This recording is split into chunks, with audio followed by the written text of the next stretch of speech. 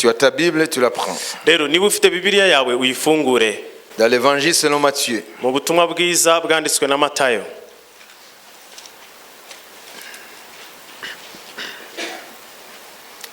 L'évangile selon Matthieu. Ubutumwa bwiza uko bwanditswe na Matayo. Chapitre 13. Ibice 13. Avant de lire, je vais te signaler d'emblée que nous allons traiter la notion du royaume des cieux.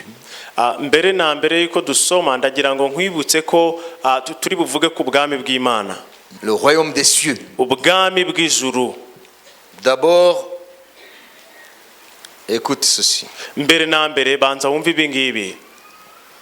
La Bible Bibiliya différencie itandukanya la notion de royaume de Dieu et la notion du royaume des cieux. C'est différent. Bibiliya itandukanya ijambo ubwami bw'Imana n'ubwami bw'ijuru. D'abord, note ça. Mbere na mbere ibyo byandike.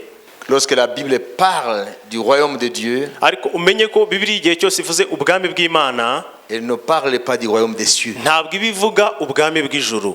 Voilà, donc le royaume des cieux, rero ubwami bw'ijuru, c'est ce que nous allons traiter ce matin. Nibyo turi buvugeho muri iki gitondo. Je ne vais pas parler du royaume de Dieu, ntabwo ndi buvuge ku bwami bw'Imana, mais je vais parler du royaume des cieux. ahubwo ndavuga ku bwami bw'ijuru.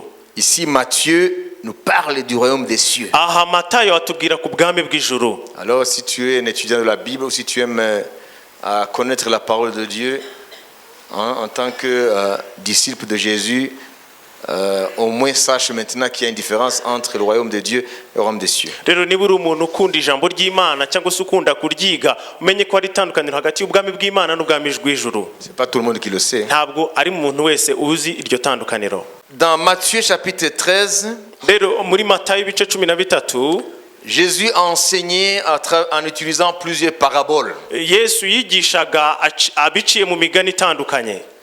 Parabole. Biciye mu migani. Qu'est-ce qu'une parabole? Ese umugani ni iki? D'après la Bible, parce qu'en Kinyarwanda umugani, ça peut signifier autre chose. Kuko iyo tuvuze umugani bifite ubundi busobanuro. Alors, Jésus a enseigné des grandes vérités sur le royaume de Dieu et le royaume des cieux. Yigishaga bimwe mu bintu bigize ubwami bw'ijuru ndetse n'ubwami bw'Imana. Ou lorsque Jésus a enseigné les mystères du royaume. Cyangwa se igihe Yesu yigishaga ubwiru bw'ubwami bw'Imana. Je dis le royaume. Ubwiru bw'ubwami. Alors, si je dis le royaume, ça dit implicitement il y a le royaume de Dieu, il y a le royaume des cieux, etc. Ni ukuvuga ngo iyo mvuze ubwami hari ubwami bw'ijuru n'ubwami bw'Imana. Alors, lorsque Jésus a enseigné les mystères du royaume, rero Yesu igihe yigishaga ku bwiru bw'ubwami, il a toujours fait en parabole. Buri gihe yabikoraga biciye mu migani.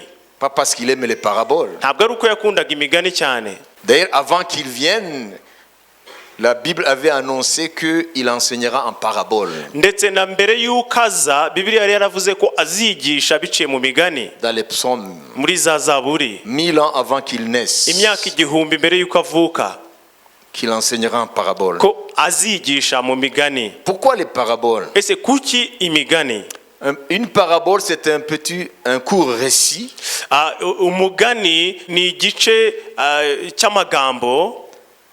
Voilà, un court récit qui révèle certaines vérités spirituelles, morales, etc. Ni inkuru ngufi ihishura ukuri ko mu mwuka ndetse n'imibanire n'abantu n'ibindi. En utilisant des symboles, bakoresheje ibigereranyo, afin d'amener l'interlocuteur ou l'auditeur à des vérités profondes. Kugira ngo batume uwumva uwo mugani asobanukirwa birushijeho. Donc Jésus utilisait ce style. Rero Yesu yakundaga gukoresha ubwo buryo bwo kwigisha mu migani. Parce que c'était profond. Kuko byari ibintu byimbitse. Et l'homme n'était pas en mesure de saisir les profondeurs de ces mystères. Kandi umuntu ntiyashoboraga kumva ibijyepfo by'ubwo bwiru. Si Jésus n'aurait pas utilisé un langage simple, ça veut dire les paraboles. Iyo Yesu adakoresha imvugo isanzwe no kuvuga ngo imigani. En utilisant les choses de tous les jours. Akoresha ingero z'ubuzima bwa buri munsi. Le champ. Akoresha urugero imirima. La pêche. Uburobyi. etc. n'ibindi n'ibindi. Donc, il se sert des choses de tous les jours, Rero yakoreshaga ingero za buri munsi ou les choses simples de la vie, cyangwa se ubuzima ducamo bwa buri munsi, notre réel quotidien, ibyo ducamo cyangwa tubona umunsi ku munsi, pour révéler des grands mystères du royaume, kugira ngo ahishure ubwiru bukomeye bw'ubwami, pour que les simples puissent saisir. kugira ngo abaciye bugufi babashe nabo kubisingira. Vous avez compris? Amen. Il ne fallait pas être savant pour comprendre les mystères que Jésus a révélés. Ntabwo byasabaga kuba uri umunyabwenge cyane kugira ngo wumve ubwiru bw'ibyo Yesu yahishuye. C'est pourquoi il a utilisé un langage simple. Niyo mpamvu yakoresheje imvugo yoroshye, Ça veut dire des paraboles. ni ukuvuga ngo imigani. Il va parler de l'ivraie Urugero et yavugaga du blé. ururo n'urumamfu, Parce que les gens comprenaient. kuko abantu muri icyo gihe barabyumvaga cyane. Il parlait du semeur Yavugaga urugero umubibyi qui est sorti pour semer. wasohotse akabiba imbuto ye, Parce que les gens comprenaient. kuko abantu urwo rurimi bararwumvaga. Et après, Hanyuma ceux qui voulaient en savoir plus, abashakaga kumenya birushijeho, ça veut dire ses disciples. ni ukuvuga ngo abigishwa be, Alors en privé, il allait en profondeur. mu bwiherero yarabigishaga birushijeho, Parce que à eux, il avait confié plus tard, après son départ, le ministère de la parole. kubo yari yarahaye umurimo wo kugaburira ijambo nyuma y'uko agenda, Parce qu'il savait que Pierre et les autres seront appelés à annoncer l'évangile. kuko yari azi ko Petero n'abandi bahamagariwe kuvuga ubutumwa bwiza.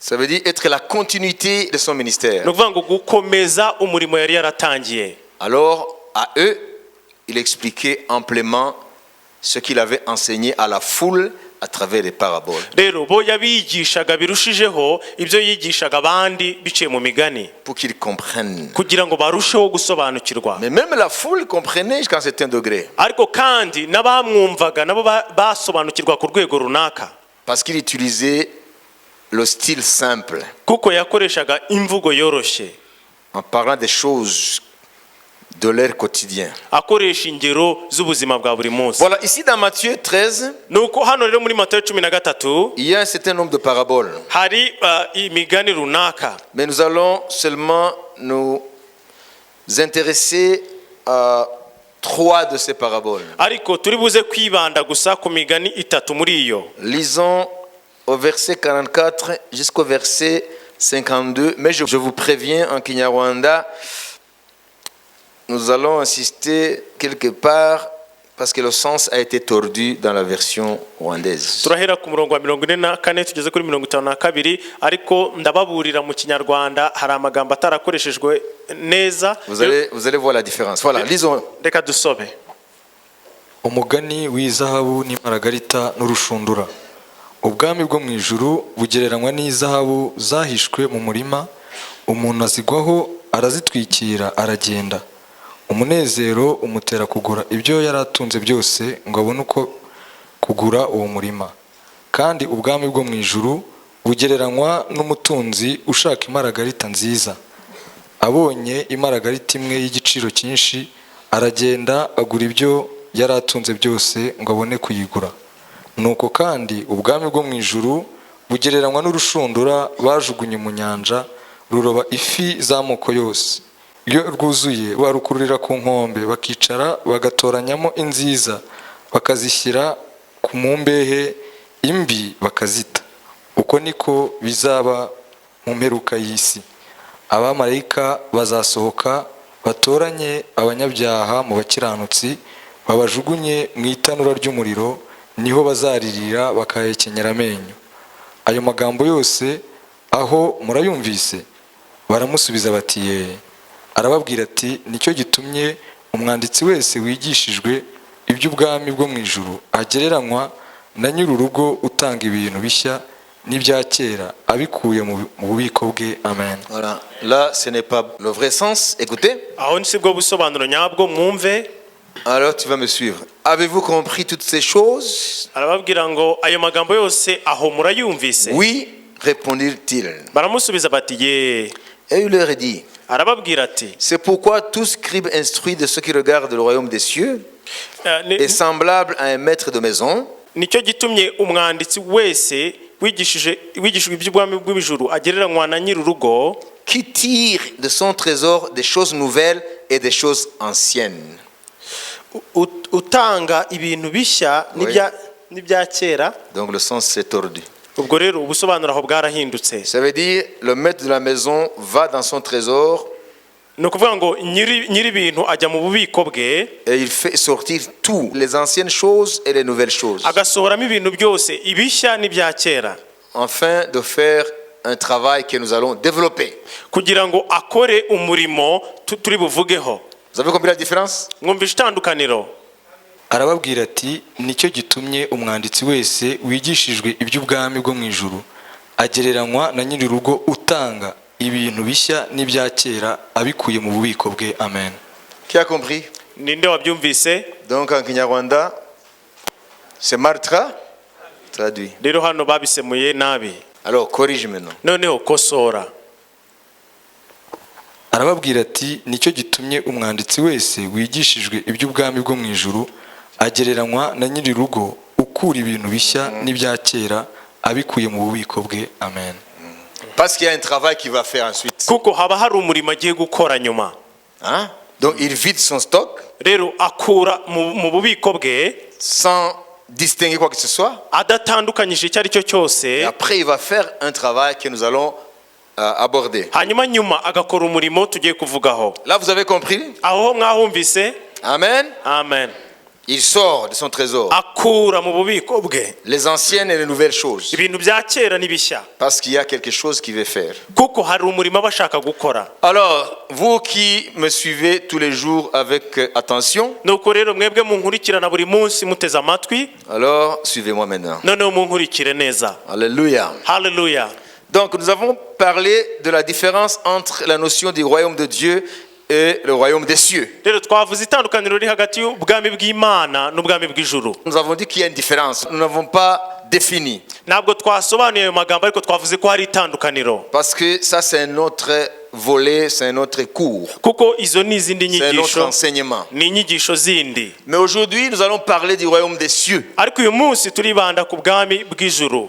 Parce que c'est cela dont il est question dans les paraboles ici. kuko nibwo bwavuzweho hano mu mugani. Alors Jésus veut amener ceux qui l'écoutaient, rero Yesu yashakaga ko abamwumva les amener à découvrir les mystères du royaume des cieux. gutuma batahura ubwiru bw'ubwami bw'ijuru. Qu'ils comprennent ce que c'est le royaume des cieux. basobanukirwa ese ubwami bw'ijuru ni iki. Alors nous avons pris 3 paraboles. rero twafashe imigani itatu. Les 2 premiers, imigani ibiri ya mbere ça veut dire la parabole des trésors cachés dans un champ ni ukuvuga ngo umugani w'ubutunzi buhishwe mu murima, et la parabole des royaumes qui est semblable à un marchand qui cherche une perle de valeur, de grand prix. n'umugani w'umutunzi ushaka imarigarita nziza. Les 2 paraboles iyo migani uko ari ibiri ont un seul but ou un même but ifite intego imwe qui est différent du but de ces 2 autres-là. itandukanye n'intego y'indi migani ibiri twabonye. Voilà, Jésus parle de quelqu'un qui a découvert un trésor caché dans un champ. Yesu avuga ku muntu wabonye izahabu ihishwe mu murima. C'est lui qui avait découvert ça. niwe wari wavumbuye iyo zahabu, Personne d'autre. nta wundi wayibonye. C'est ce qu'il est dit dans la parabole ici. niko muri uyu mugani bavuga. Alors, dans sa joie, rero mu munezero we il est allé vendre tout ce qu'il avait ajya kugurisha ibyo yari atunze byose pour acheter ce bout de terre. ngo abone uko agura uwo murima. Vous comprenez? murabyumva? C'est ça la parabole uwo ni wo mugani du trésor ou de l'or qui était caché dans le champ. w'ubutunzi cyangwa izahabu yari ihishe mu murima. Donc Jésus dit, noneho Yesu akavuga ngo cet homme ayant découvert le trésor qui était caché dans ce champ, uwo muntu amaze kuvumbura ubwo butunzi bwari buhishwe muri uwo murima, il n'a pas résigné à donner tout ce qu'il a pour se procurer de ce champ. ntabwo yigeze atindiganya kugurisha ibyo yari afite byose kugira ngo agure uwo murima. Pour cet homme, kubw'uwo mugabo ce n'est pas le champ qui était intéressant. ntabwo ari umurima wari umufitiye umumaro cyane, C'était le trésor qui était caché dans ce champ. ahubwo byari ubutunzi buhishwe muri uwo murima. Pour les autres, ku bandi c'était un champ semblable aux autres. wari umurima umeze nk'indi yose, Mais pour lui, ariko kubw'uwo mugabo il voyait ce que les autres ne voyaient pas. we yabonye icyo abandi batabonaga. Il voyait le trésor qui était caché dans ce champ. yabonaga ubutunzi buhishwe muri uwo murima. Et en comparant ce trésor noneho agereranije ubwo butunzi avec ses avoirs, n'ibyo atunze byose, il n'y avait rien d'équivalent. asanga ntiyabigereranya, Il n'y avait pas de comparaison. asanga ari ibintu bitagereranywa, Il n'y avait aucune commune mesure. asanga nta hantu bihuriye. Alors il est allé vendre tout ce qu'il possédait. noneho aragenda agurisha ibyo yari atunze byose, Peut-être les maisons, wenda amazu, les véhicules. amamodoka, Si nous parlons en termes de richesse d'aujourd'hui. nituramuka tubivuze mu butunzi bw'iki gihe, Il a tout vendu. byose Et yarabigurishije. je pense que quand il était en train de solder ces choses, kandi ndibaza ko igihe yabaruraga yagurishaga ibyo bintu bye, les gens le prenaient pour un fou, abantu batekerezaga ko ari umusazi, un détraqué mental. ko ari umuntu w'umusazi. Mais il est allé acheter ça et je crois qu'il a dit au propriétaire du petit champ là, taxe-moi tout ce que tu veux, je veux ce champ. ariko nibwira ko yagiye akabwira nyiri umurima akavuga ngo nca amafaranga yose ushaka kuko genda ashaka kuwugura À n'importe quel prix, igiciro icyo ari cyo cyose. je vais me procurer ce champ. ni ngombwa ko mbona uwo murima, Parce qu'il avait découvert le trésor caché. kuko yari yamenye ko hari ubutunzi buwuhishemo.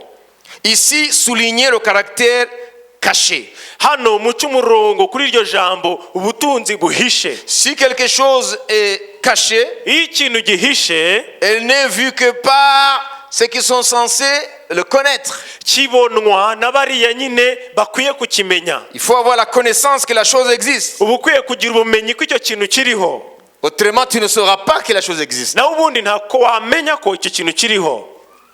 Il dit, c'est ça le symbole du royaume des cieux. aravuga ngo ibyo nibyo bigereranywa n'ubwami bw'ijuru. Qu'est-ce que Jésus voulait dire par là? ese yesu yashaka kuvuga icyo aho ngaho Dans cette parabole du champ avec un trésor caché dedans. muri uwo mugani w'umurima n'ubutunzi buwuhishemo? Ça veut dire, bishatse kuvuga ngo quand à travers la rencontre avec Jésus iyo umuntu ahuye na yesu, et qu'à travers la parole de Jésus, biciye kandi mu ijambo rya yesu, tu découvres le mystère du royaume des cieux. utangiye kumenya ubwiru bw'ubwami bw'ijuru. Le royaume de Dieu, grosso modo, c'est partout où la volonté de Dieu est reconnue et exprimée. ubwami bw'imana ni ahantu hose havugwa ubushake bw'imana kandi bukagaragara. Là où la volonté de Dieu est reconnue et exprimée. aho ubwami bw'imana bwemerwa. Si ici nous reconnaissons la volonté de Dieu et que Dieu ici, sa volonté s'exprime, alors le royaume de Dieu est au milieu de nous.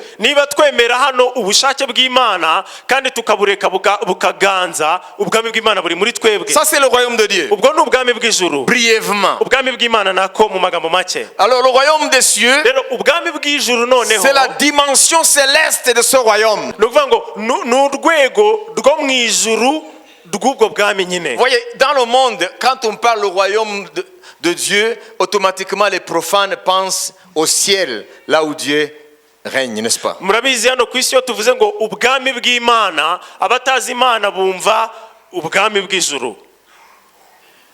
C'est ça. Est-ce que vous comprenez? murabyumva? Hein? amen.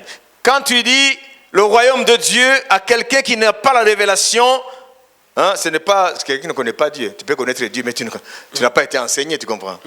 iyo tuvuze ngo ubwami bw'imana, hari abantu batigishijwe cyangwa se b'abapagani. Non, le commun de...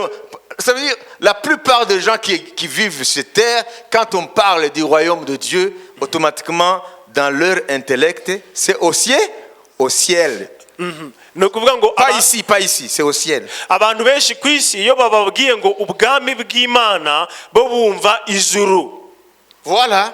Ego. Voilà. Donc, le royaume des cieux, rero ubwami bw'ijuru c'est cette dimension céleste du royaume de Dieu. ni urwo rwego nyine rwo mu ijuru, ariko Là où nous irons aho tuzajya kuba le jour de l'enlèvement. umunsi wo kuzamurwa kw'itorero. Ça, c'est la dimension du royaume de Dieu, la dimension céleste. urwo ni rwo rwego rw'ubwami bw'Imana nyine bwo mu ijuru. Mais le royaume de Dieu, c'est une notion très large. ariko ubwami bw'Imana ubwabwo ni ijambo rigari cyane. C'est partout où la volonté de Dieu est reconnue et exprimée. ni ahantu hose bemera ubushake bw'Imana kandi bakabuvuga. Là où l'autorité de Dieu s'exprime. aho ubutware bw'Imana buvugwa. Vous comprenez? murabyumva? Si nous sommes sur la planète Mars niba urugero turi ku mubumbe witwa Mars, et que nous croyons que Dieu tukaba kandi twizera ko Imana règne sur nos vies Imana itwaye ubuzima bwacu, et que nous laissons Dieu exprimer son autorité noneho tukareka Imana ikagaragaza ubutware bwayo muri twe et que sa volonté est faite, n'ubushake bwayo bugakoreka, là alors le royaume de Dieu est là. ni ukuvuga ngo aho rero ubwami bw'Imana burahari. Vous voyez la prière dominicale de Jésus, muribuka isengesho Yesu yasenze notre Père, rya data wa twese lorsqu'il enseignait à ses disciples. igihe yigishaga abigishwa be. Il a dit quoi? yavuze ngo iki? Notre Père qui est aux cieux, ngo data wa twese uri mu ijuru, que ton règne vienne, ubwami bwawe buze, que ta volonté soit faite sur la terre comme ubushake bwawe bukoreke hano ku isi nk'uko bikoreka mu ijuru. Vous comprenez? murabyumva? Ça veut dire, lorsque la volonté de Dieu, ni ukuvuga ngo iyo ubushake bw'Imana telle qu'elle s'exprime au ciel, nk'uko bugaragara mu ijuru s'exprime sur la terre, buserutse hano ku isi, alors le royaume de Dieu est parmi nous. ubwami bw'Imana buba buri kumwe natwe. Qui a compris? ninde wabyumvise? Voilà. Donc, à travers la prière de notre Père, rero biciye muri iryo sengesho rya data wa twese tu peux comprendre la différence maintenant, n'est-ce pas? ushobora noneho gusobanukirwa itandukaniro ry'ayo magambo abiri Entre le royaume de Dieu hagati y'ubwami et bw'Imana le royaume des cieux. n'ubwami bw'ijuru. Amen. amen. Nous attendons non pas le royaume de Dieu, mais le royaume des cieux. twe ntabwo dutegereje ubwami bw'Imana ahubwo dutegereje ubwami bw'ijuru, Parce que le royaume de Dieu est déjà parmi nous. kuko ubwami bw'Imana buri hamwe natwe. Parce que Jésus a dit, kuko Yesu yaravuze ngo lorsqu'il voulait leur parler du royaume de Dieu, igihe yavugaga ku bwami bw'Imana, les pharisiens lui demandaient, mais quand est-ce que le royaume viendra? abafarisayo baramubaje ngo ese ubwo bwami buzaza Et ryari? Jésus leur dit, Yesu arababwira ngo il voulait les ramener à cette dimension du royaume de Dieu et non pas du royaume des cieux. yashaka kubazana ku rwego rw'ubwami bw'Imana atari ubwami bw'ijuru. Il dit, ce royaume ne viendra pas de manière à frapper le regard en disant, il est là à Kakiru ou bien il est à Kabuga. Non. aravuga ngo ubwo bwami nibuza ntabwo muzavuga ngo buri Kacyiru cyangwa buri Kabuga. Et il dit ceci, noneho avuga no magambo c'était une révolution. byari ikintu kidasanzwe muri icyo Il dit, gihe. voici, aravuga ngo dore le royaume de Dieu ne viendra pas de manière à frapper le regard ubwami bw'Imana ntibuzaza mu buryo bw'umugaragaro en disant, il est à Bethléem bavuga ngo buri Betelehemu, et demain il sera à Jérusalem. ejo mu gitondo buzaba buri Yerusalemu. Et il dit quelque chose de révolutionnaire. avuga ikintu kidasanzwe muri icyo Voici gihe. avuga ngo Le dore royaume de Dieu, ubwami bw'Imana est parmi vous. buri hagati yanyu. mais il n'a pas dit, voici le royaume des cieux est parmi vous. ariko ntabwo yavuze ngo dore ubwami bw'ijuru buri hagati yanyu, Parce que c'est une dimension céleste. kuko urwo ni urwego rwo mu ijuru nyine. C'est là où nous irons à la fin de notre vie. aho niho tuzajya niturangiza urugendo rwacu. Alors je vais continuer avec les paraboles. rero ngiye gukomeza n'iriya migani. Ce monsieur ou cette personne uriya mugabo qui a découvert un champ avec un trésor dedans, wavumbuye un umurima trésor caché, ufite ubutunzi cyangwa izahabu ihishwemo, il est allé vendre tout ce qu'il possédait yaragiye ngo agurisha ibyo yari atunze byose pour acquérir ce champ. kugira ngo abashe kugura uwo murima, Parce qu'il y voyait un trésor kuko yawubonagamo ubutunzi qui vaut ou qui valait plus que tout ce qu'il possédait. ufite agaciro karusha kure ibyo yari atunze byose. Jésus dit, ainsi en est du royaume des cieux. noneho Yesu aravuga ngo n'ubwami bw'ijuru nuko bumeze. Si tu découvres nuramuka uvumbuye le trésor que Dieu nous réserve dans son royaume des cieux, ubutunzi Imana itubikiye mu bwami bw'ijuru, rien n'est égal à cela cette terre. nta kintu twagereranya nacyo hano ku isi. Vous comprenez? murabyumva? Les choses que l'œil n'a point vues, ibyo ijisho ritigeze kubona, les choses que l'oreille n'a point entendues, ibitarigeze byumvwa n'ugutwi, les choses qui ne sont pas entrées dans le cœur de l'homme, ibitarigeze bimanuka mu mutima c'est ce w'umuntu, que Dieu réserve à ceux qu'il aime. n'ibyo Imana ihishurira bikunda.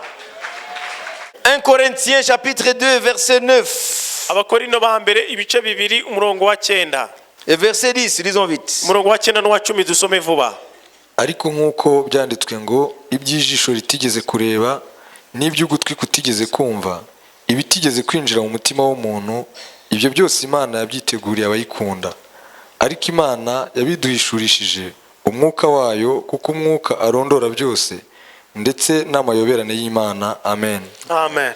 Voilà, il y a des choses nuvuga ngo hari ibintu que Dieu réserve Imana ibikiye à ceux qui l'aiment, abayikunda, qui ont accepté son appel abemeye umuhamagaro en wayo Jésus-Christ. muri Yesu Kristo. Dieu a des trésors Imana ibafitiye ubutunzi dans les cieux mu ijuru qu'on ne peut pas définir avec notre vocabulaire. tudashobora gusobanuza amagambo yacu, Mais ces choses existent. ariko ibyo bintu birahari. Et c'est ce que Jésus a dit à Saul de Tarse kandi nibyo Yesu yabwiye Sawuli w'i Taruso sur le chemin de Damas, ku nzira ijya i Damasiko, lorsqu'il s'est révélé à celui qui était persécuté de l'église. igihe yihishurira uriya watotezaga itorero. Jésus lui dit, Yesu yaramubwiye ngo je me suis apparu à toi ngo nakwiyeretse pour te sauver de ton peuple et de ces nations. Ça veut dire, je te suis apparu maintenant nuvuga ngo nakwihishuriye nonaha en tant que messager du Seigneur.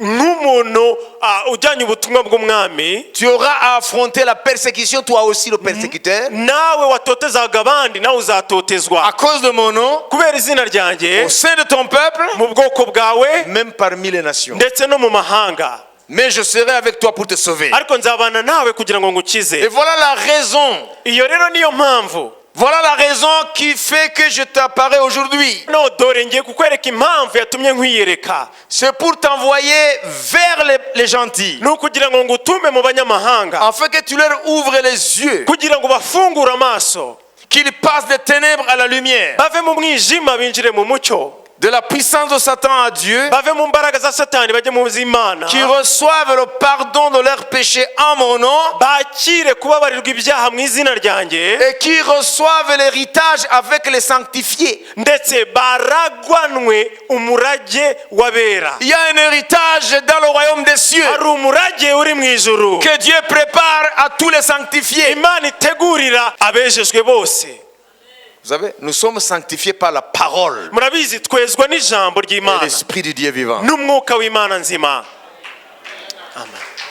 Donc les sanctifiés, ni ukuvuga ngo abejejwe, parce que la Bible parle, kuko Bibiliya ivuga et qui reçoivent l'héritage avec les sanctifiés. ngo kugira ngo baraganwe n'abejejwe. Ça veut dire tous ceux qui sont sanctifiés, ni ukuvuga ngo abejejwe bose et cela ils le sont par la parole kandi bezwa n'ijambo et l'esprit du Dieu vivant. n'umwuka w'Imana nzima. Alors Dieu réserve des trésors dans le royaume des rero cieux. Imana ibabikiye ubutunzi mu bwami bwayo. Il y a des trésors qui nous attendent. hari ubutunzi budutegereje, Nous qui avons été sanctifiés par la parole et l'esprit. twe twejejwe n'ijambo n'umwuka Et w'Imana. en découvrant la valeur des trésors célestes, kandi iyo tumenye ubutunzi bw'ubwo butunzi bwo mu ijuru, nous sommes prêts à tout laisser. byose tuba twiteguye kubisiga. Tout ce que Dieu n'apprécie pas, ibidashimwa n'Imana byose nous le laissons de côté tubishyira ku ruhande à cause de l'excellence de ce qui nous attend au ciel. kubera ubwiza bw'ibyo duteguriye mu ijuru.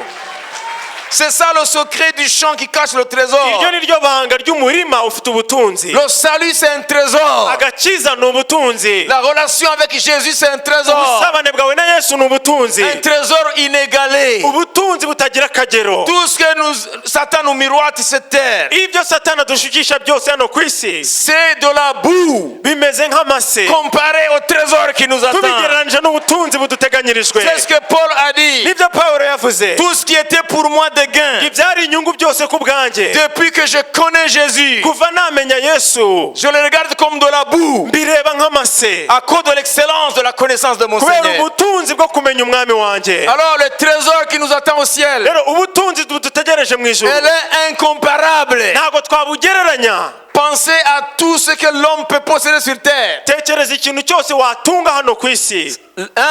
Aussi loin que peut aller ta pensée. aho ibitekerezo byawe bishobora kugera hose. Combien de dollars? ese ni amadolari angana iki? Aussi loin que tes pensées peuvent aller. kugeza kure hashoboka ibitekerezo byawe bishobora kugera. Combien de maisons? Ese ni inzu zingana iki? Combien d'hommes et de femmes? Ese ni abagabo bangahe n'abagore bangahe? Combien de diplômes tu veux? Ese ni impamyabushobozi zingana iki? Pense à tout ce que l'homme peut rêver posséder. Tekereza ku cy'umwana w'umuntu yakwifuza gutunga cyose. Tout cela, la somme de tout cela, Igiteranyo cy'ibyo byose c'est de la boue ni nk'amase comparé au trésor céleste. tubigereranyije n'ubutunzi bw'ijuru.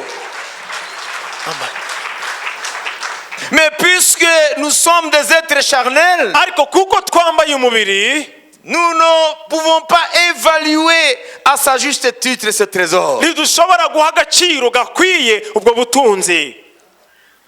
Vous avez compris là? Murabyumva? Je passe à la deuxième parabole. Noneho ngiye ku mugani wa kabiri. Quelqu'un était à la recherche d'une perle de valeur. Ngo hari umuntu washakaga imarigarita y'igiciro nziza. Alors en cherchant les perles, en fait c'était un marchand de perles.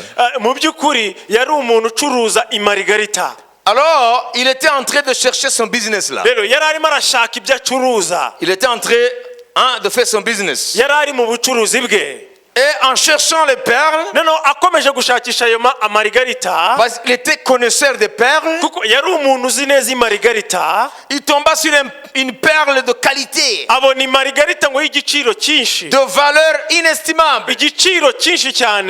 Et il a fait comme celui qui a découvert le champ là, Noneho akora nk'uriya wabonye izahabu mu murima, afin d'aller acquérir cette perle. kugira ngo ajye Ce ne sont pas des perles, ntabwo ari imarigarita mais nyinshi, une perle ahubwo ni imarigarita imwe qui n'a rien à voir avec ces perles idafite aho ihuriye n'izindi marigarita zose en termes de mu valeur. bijyanye n'agaciro yari ifite. Alors il a vendu tout ce qu'il avait Noneho agurisha ibyo yari atunze byose afin de s'approprier cette perle. kugira ngo abone uko abona iyo marigarita. Est-ce que vous croyez que les gens l'ont compris? Ese mwibwira ko abantu basobanukiwe ibyo akora? Hein? Non. Hoya, Il a vendu toute sa boutique yagurishije ibyo yari atunze byose afin d'acquérir cette perle de qualité. kugira ngo abone iyo marigarita y'igiciro.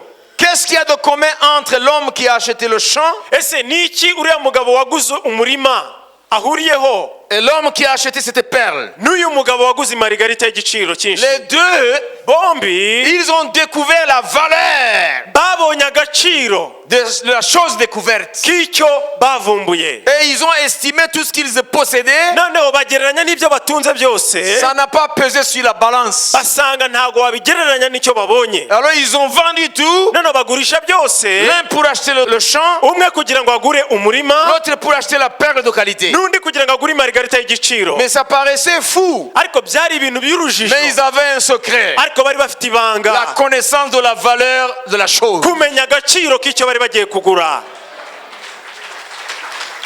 Alors les deux paraboles Rero iyo migani ibiri ont un seul but. ifite intego imwe, C'est la découverte ni ukuvumbura, de la chose qui vaut plus que tout ce qui existe. ni ukuvumbura ikintu gifite agaciro karusha ibiriho byose. L'homme qui a acheté le champ, Uriya mugabo waguze umurima il est passé par la découverte. yabanje kuwuvumbura. L'homme qui a acheté la perle, Uriya waguze imarigarita nawe il est passé par la découverte. yabanje kuyivumbura.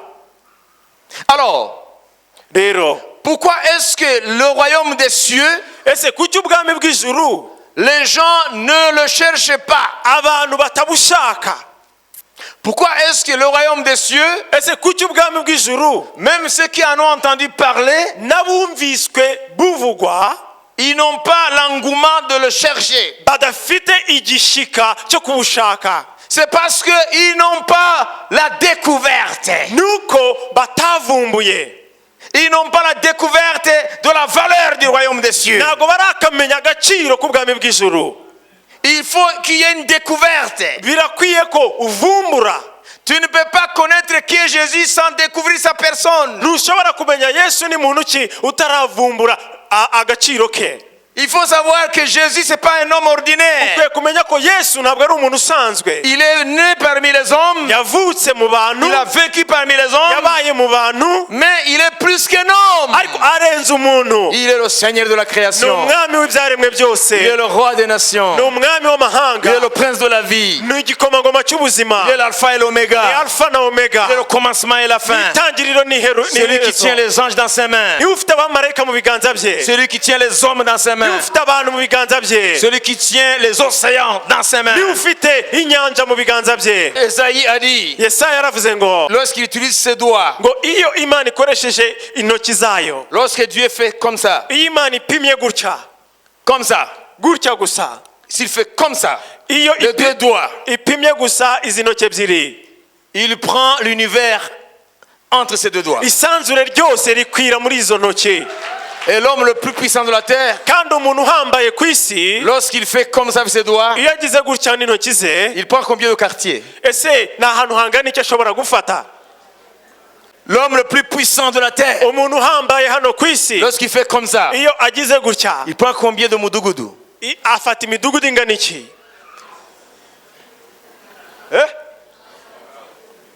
Tout le monde fait comme ça. buri muntu wese nagire gutya, Fais comme ça. gira gutya. Alors je vais te poser la question. none ngiye kukubaza ikibazo. Avec cet écartement, igipimo kiri hagati y'izi ntoki, tu peux mesurer combien de villages? ese wapima imidugudu ingahe? Quelle est la raison de ton orgueil? ese ni kuki wakwibona? Mais Dieu, quand il fait comme ça, ariko iyo imana igize gutya, il mesure l'univers. ipima isanzure ryose. Quand il fait comme ça, iyo ipimye gutya, il ne mesure pas seulement le Rwanda, ntabwo ipima u Rwanda gusa, ni l'Afrique, cyangwa Afurika, ni plus l'Asie, cyangwa se Aziya, plus l'Amérique, cyangwa se Amerika, l'Europe, cyangwa Uburayi, l'Australie, Australia, qui brille aujourd'hui. uyu munsi iri gushya. Non! Oya, Lorsqu'il fait comme ça, iyo ipimye gutya, il mesure l'univers ipima entier. isanzure ryose. Alors c'est Jésus rero ni Yesu qui est l'éternel. niwe witeka. Pourquoi est-ce que les gens ne courent pas après Jésus? ese kuki abantu batiruka inyuma bamushaka? Il manque la découverte. nuko bataravumbura uwo ari we. Pourquoi est-ce que les gens ne cherchent pas Jésus jour et nuit? ese kuki abantu badashaka Yesu amanywa nijoro? Ils n'ont pas découvert qui il est. ntabwo barakamenya uwo ari we. Et qui dit découverte, kandi iyo tuvuze kuvumbura dans le sens spirituel, mu buryo bw'umwuka, ça s'appelle la révélation. byitwa ihishurirwa. Les hommes n'ont pas la révélation de qui est Jésus. abantu ntabwo bafite ihishurirwa ry'uwo Yesu ari we. Et les gens n'ont pas la révélation de ce qu'est le ciel. kandi abantu ntabwo bafite ihishurirwa ry'ijuru icyo ari cyo. Mais celui qui nous parle cela en parabole, ariko utubwira ibi mu migani, c'est lui qui a créé le ciel. niwe waremye ijuru. Il est en train de nous parler de son ciel. arimo aratubwira ijuru rye. Hein? Amen. Il dit, si vous saviez ce qui vous attend là, ari kutubwira ngo iyaba mwakamenya ibibategereje hariya dans le royaume des cieux, mu bwami bw'ijuru, rien ne vous attirerait sur cette terre. nta kintu cyabakurura hano ku isi. Pourquoi est-ce que vous courez après l'argent jour et nuit? kuki mukurikira amafaranga ijoro n'amanywa? Hein? C'est parce que nuko nous ne savons pas qu'il y a plus que l'argent. ntabwo tuzi ko hari ikirusha agaciro amafaranga. Comprenez? murabyumva? Parce que avec l'argent je peux acheter ceci. Avec l'argent je peux acheter ceci. kuko uravuga Avec ngo l'argent je peux acheter ceci. mfite amafaranga nagura ibi ngibi nagura ibi. Aujourd'hui l'argent est devenu Dieu de son uyu monde. munsi amafaranga yahindutse imana muri iyi si. Des gens se tuent à cause de l'argent. abantu bicana kubera amafaranga. Des frères de sang se tuent à cause de l'argent. abantu bavukana bapfa amafaranga. Donc rero l'homme est aveugle umuntu ari mu buhumyi par rapport aux véritables richesses. ku bijyanye n'ubutunzi nyakuri. Cet homme qui a acheté le champ, umugabo waguze umurima il avait découvert que dans le champ il y a un trésor caché. yari yavumbuye ko uwo murima ufite ubutunzi bw'igiciro cyinshi. Quand les gens nous voient et suivent Jésus, iyo abantu batubona dukurikira Yesu année après année, umwaka ku wundi, mais ils nous prennent pour des farfelus. batekereza ko turi abantu batagira ubwenge. Quand les gens nous voient, iyo abantu batubona, éviter certains débordements dans lesquels ils sont. twirinda ubusazi baba barimo burenze. Hein? Ce que le monde valorise. ibyo isi iha agaciro. Hein? Ils ne nous voient pas plonger dans ces choses-là. twe bakatubona tutinjira muri ibyo bintu. Mais eux, ils croient que nous sommes fous. Bo bibwira ko twasaze, Ils voient que nous ne connaissons pas la véritable vie. bakabona ko tutazi ubuzima nyabuzima. Mais la chose vraie, Ariko icy'ukuri nuko nous avons découvert le champ avec son trésor dedans. twavumbuye umurima n'ubutunzi bwawo, Et nous avons vendu tout. kandi twagurishije byose. Nous avons vendu la sorcellerie. Twagurishije ubupfumu, Nous avons vendu le vol, twagurishije ubujura, le mensonge, twagurishije ikinyoma, les convoitises qui n'ont ni tête ni queue. twagurishije amarari adafite umutwe n'amaguru, Nous avons vendu tout ce que le monde valorise. twagurishije iby'isi h'agaciro byose, Parce que nous avons découvert un champ dans lequel est caché un trésor. kuko twavumbuye umurima uhishe izahabu. Nous avons découvert, Twavumbuye, nous avons la révélation dufite ihishurirwa que là où nous ko allons, hariya tugiye le ciel existe. ku ijuru ririho, Et plus que cela, kandi ikirenze ibyo il y a des trésors hari ubutunzi qui nous attendent dans le royaume des cieux. dutegereje hariya mu bwami bw'ijuru. Dans peu de jours, Mu gihe gitoya nous allons hériter tuzaragwa ce que l'œil n'a jamais vu, ibyo ijisho ritabonye, ce que l'oreille n'a point ibyo entendu, ugutwi kutigeze kumva, ce qui n'est pas entré dans le cœur de l'homme. ibitarigeze byinjira mu mutima Nous w'umuntu. allons l'hériter. Tuzabiragwa, Nous allons nous approprier de cela. tuzabigira ibyacu. Jésus n'est pas un homme pour mentir. Yesu si umuntu ngo abeshe. Il a parlé du royaume des cieux. Yavuze ubwami bw'ijuru, Il a parlé des trésors qui sont là. yavuze ubutunzi buburimo, Parce que c'est la vérité. kuko ni ukuri. Est-ce que vous croyez que les gens, tous ceux qui se disent chrétiens, réellement valorisent le ciel et ce qu'il comporte? Mwibwira ko abiyita abakristu bose baha agaciro ijuru n'ibiyirimo? Non. Hoya, Il faut voir comment nous cherchons Dieu. ukwiye kureba uburyo dushaka Imana. Pour la plupart, c'est secondaire. Benshi muri twe ni ikintu dushaka ku rwego rwa kabiri.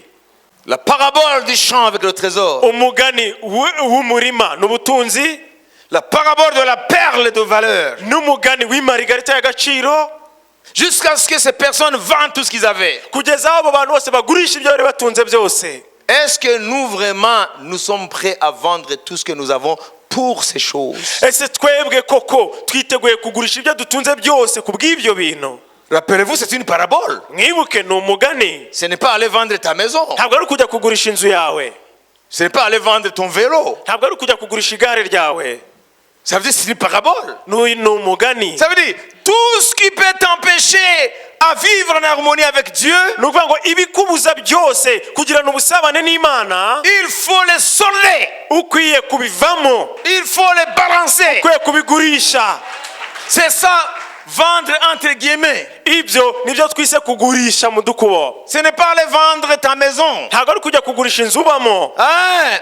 J'ai découvert Jésus. ukavuga ngo navumbuye Yesu, J'ai découvert le ciel. nahishuriwe ijuru, Je sais le ciel, ce qu'il en est au juste. nzi Je sais abakiranutsi, ce qui m'attend là-bas. nzi ibintegereje hariya. Alors, tu es prêt. Noneho ukaba witeguye. Si la Bible dit ça, Niba Bibiliya ivuga ngo gutya, Dieu n'aime pas ça. Imana ikavuga ngo ntikunda ibi, Tu ne dois pas réfléchir 3 secondes. ntabwo ukwiye kubitekerezaho gatatu, Il faut se débarrasser de ça. ukwiye kubyiyambura. C'est ça, vendre tout. Uko niko kugurisha byose, Se débarrasser kubyiyambura, de tout ce que Dieu n'aime pas. kwiyambura icyo Imana idakunda cyose, Se débarrasser kwiyambura tout ce qui ne va pas avec le ciel. ibitajyanye n'ijuru byose. Tu es prêt à laisser ça? Ukaba witeguye kubivamo.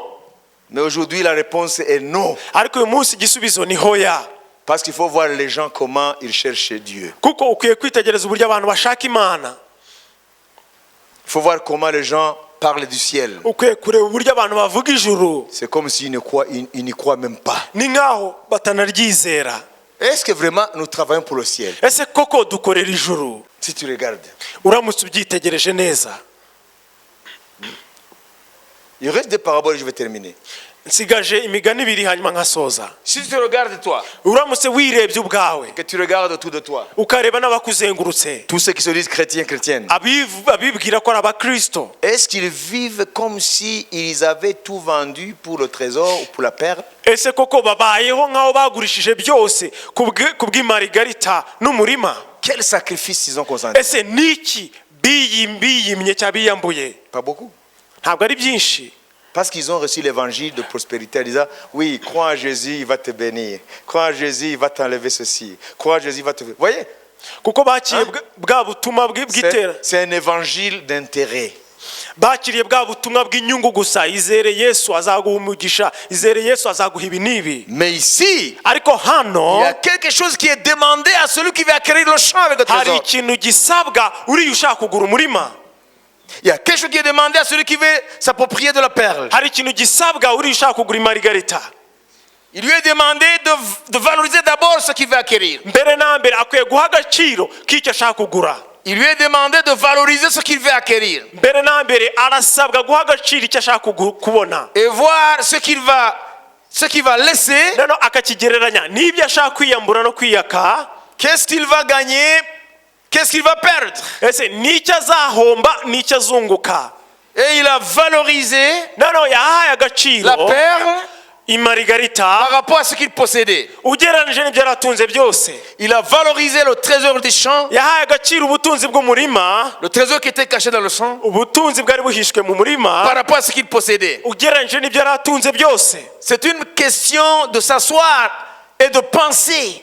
Rero ni ikibazo cyo kwicara no gutekereza. On ne suit pas Jésus comme ça. Ntabwo umuntu akurikira Yesu gutya gusa. D'ailleurs, Jésus nous a conseillé. Mbere na mbere Yesu yatugira inama, Et il a dit, quel roi aravuga ngo nuwuhe mwami irait combattre contre un autre roi wajya kurwana n'undi mwami sans compter s'il a le nécessaire, les ressources nécessaires pour venir à bout de ce roi-là. atabanje kureba niba afite ibikenewe byose kugira ngo aneshe uwo mwami wundi, Pour qu'il n'engage pas le combat. kugira ngo adashoza intambara, Et après, il bat en brèche, il est battu en brèche. hanyuma agatsindwa, Et il sera dans le désarroi, noneho akagubwa nabi kubwo gutsindwa, la honte. akaba mu isoni mu kimwaro. S'il regarde Ariko arabanza akareba, la force du roi ennemi là, akareba imbaraga z'uwo mwami wundi et la force qu'il possède, n'imbaraga wafite en termes du mu matériel bijyanye n'ibikoresho, et en termes de militaires, mu de bijyanye l'effectif, n'abasirikare umubare wabo, alors s'il ne pèse pas, il va faire la paix avec cet homme-là. hanyuma yabona bitagereranywa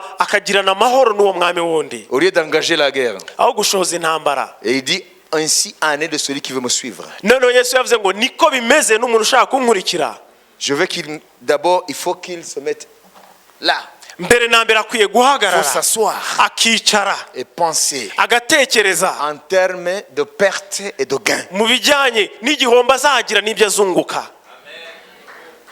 Vous avez compris? Murabyumva?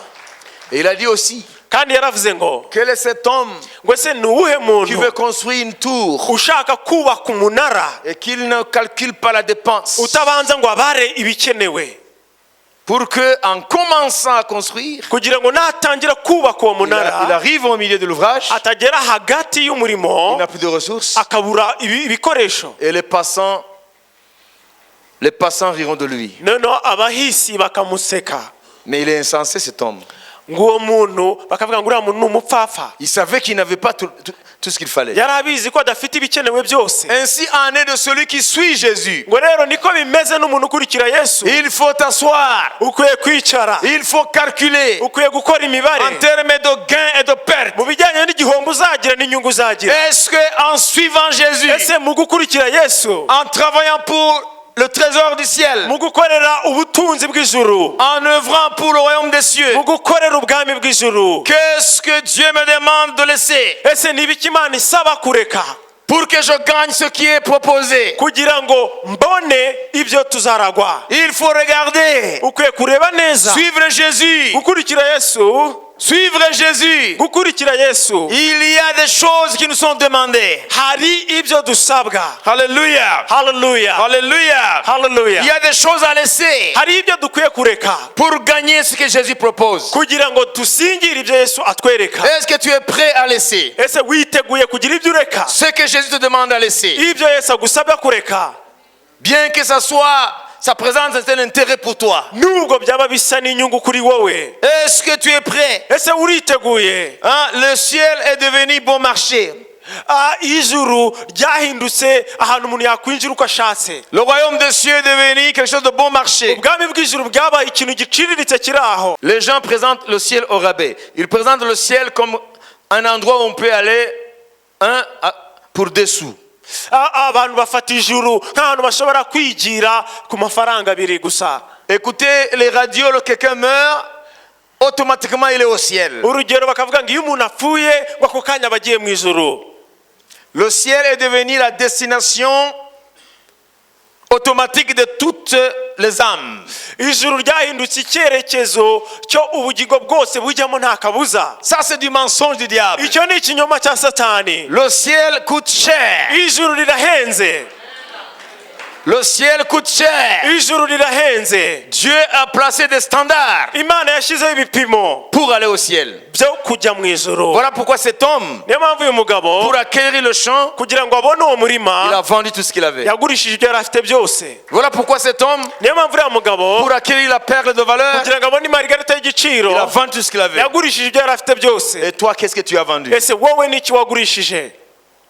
Aujourd'hui, ce message, il n'est pas le bienvenu, je sais. Uyu munsi mu butumwa ntabwo abantu babwishimira ndabizi, Parce que nous vivons une société malade. kuko tuba mu bantu barwaye. Les gens veulent des choses sans en payer le prix. Abantu bashaka ibintu batishyuriye ikiguzi. Ils veulent des choses hein? Ici et maintenant. Barashaka ibintu byikora by'uwo mwanya by'ako kanya. Voilà pourquoi Satan les fabrique son évangile. Niyo mpamvu Satani abakorera ubutumwa bwabo. On ne paye pas de prix. Akavuga ngo nta kiguzi. Aujourd'hui, on ne parle pas de repentance. Uyu munsi nta muntu uvuga kwihana, Plus de repentance. nta kwihana. Ah, Dieu vous aime. Imana irabakunda mwese. Nous irons tous au ciel.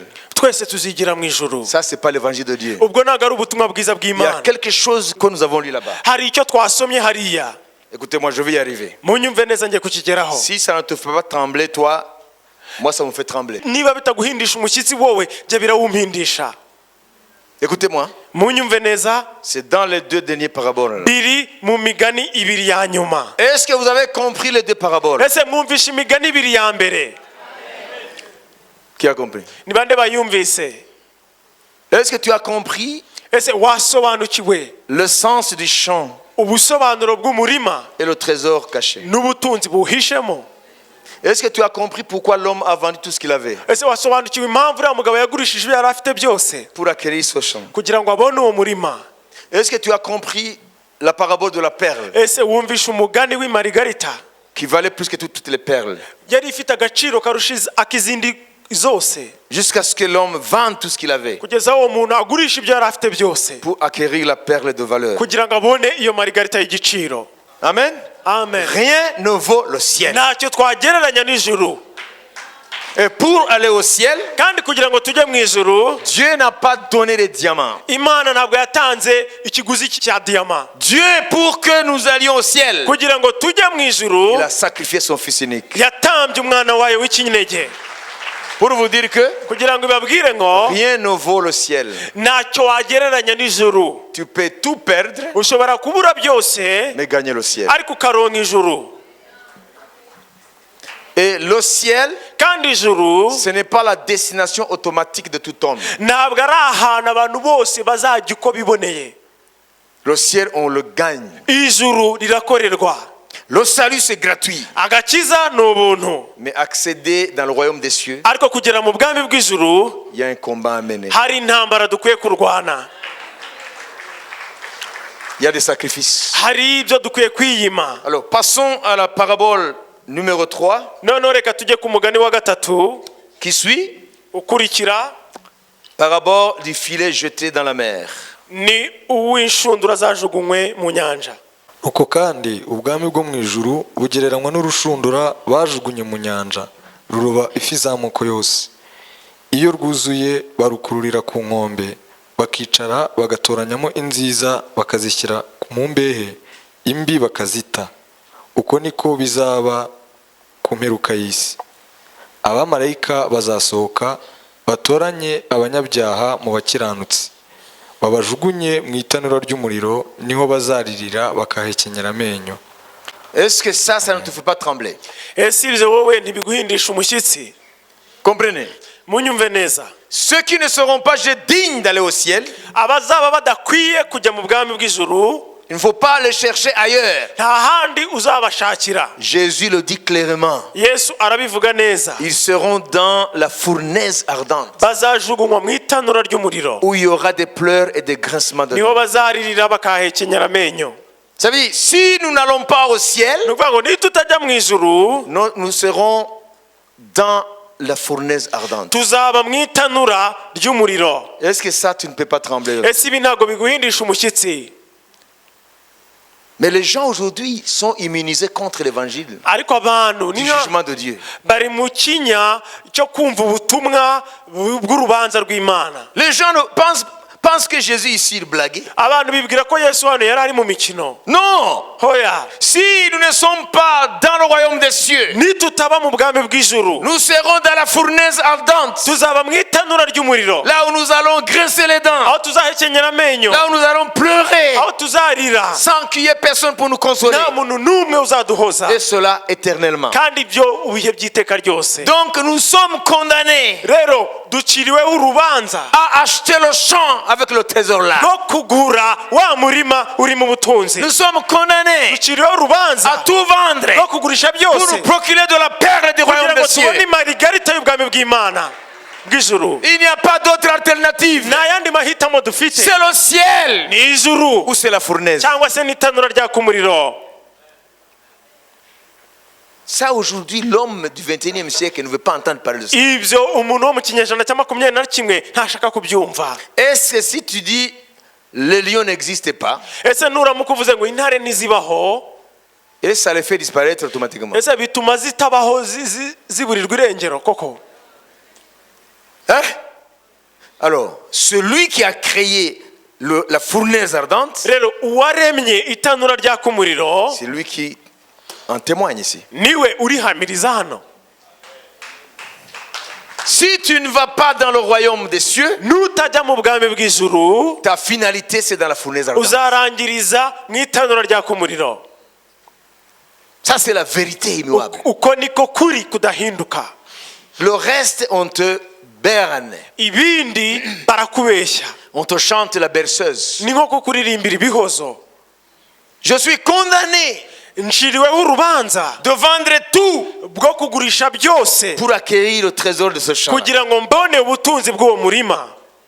Je suis condamné nshiriweho urubanza aussi longtemps que je suis créé. igihe cyose naremwe. Je suis condamné nshiriweho urubanza à vendre toutes les autres perles bwo kugurisha izindi marigarita zose en fait de m'approprier la perle de valeur. kugira ngo mbone iyi marigarita irusha agaciro izindi. Dites, je suis condamné. Je suis condamné, ça veut dire it's a must. It's a must. ni ukuvuga ngo nta kabuza, ngomba, You must be in heaven. ugomba kuba mu ijuru. Il n'y a pas une autre alternative. nta yandi mahitamo hari. Ça c'est la véritable parole de Dieu. uko ni ryo jambo ry'Imana ry'ukuri. You must. ukwiye. Ici, il n'y a pas imikino. nta On mikino ne joue pas ici, on ne badine pas ici. hano, nta mikino irimo. Si tu vas à l'internet et tu ramasses des évangiles qui ne sont pas, qui ne sont pas réellement le véritable évangile, c'est ton affaire. nujya kuri internet ukajya wiyumvira ubutumwa gusa butari ubutumwa bw'ukuri, Et si tu veux aller télécharger des évangélistes qui répondent à tes goûts, c'est ton affaire. nujya no kwikururira abavuga butumwa bajyanye n'irari ryawe, nabyo birakureba. Le Seigneur, umwami il a attesté yarahamije qu'il y a le royaume des cieux ko hari ubwami bw'ijuru et le trésor qui attend n'ubutunzi ceux qui budutegereje seront là-bas. kubazabujyamo. Il a aussi attesté kandi yarahamije que les autres ko abasigaye qui ne seront pas au ciel, batazaba bari mu ijuru, ils seront dans la fournaise ardente, bazaba mu muriro utazima, là où ils vont pleurer, aho bazarira ils vont grincer les dents. bagahekenya amenyo. C'est à toi de choisir. nawe guhitamo Te berner avec des faux évangiles kwikururira ubutumwa bwiza butari bwo, hein? Ou bien saisir ce que Dieu dit. cyangwa se gusingira ibyo Imana ivuga. Tu dois tout. Ukwiye byose, Tu dois te débarrasser de tout kwiyambura byose qui pourrait t'empêcher d'y aller. bishobora kukubuza kwinjira. Tout.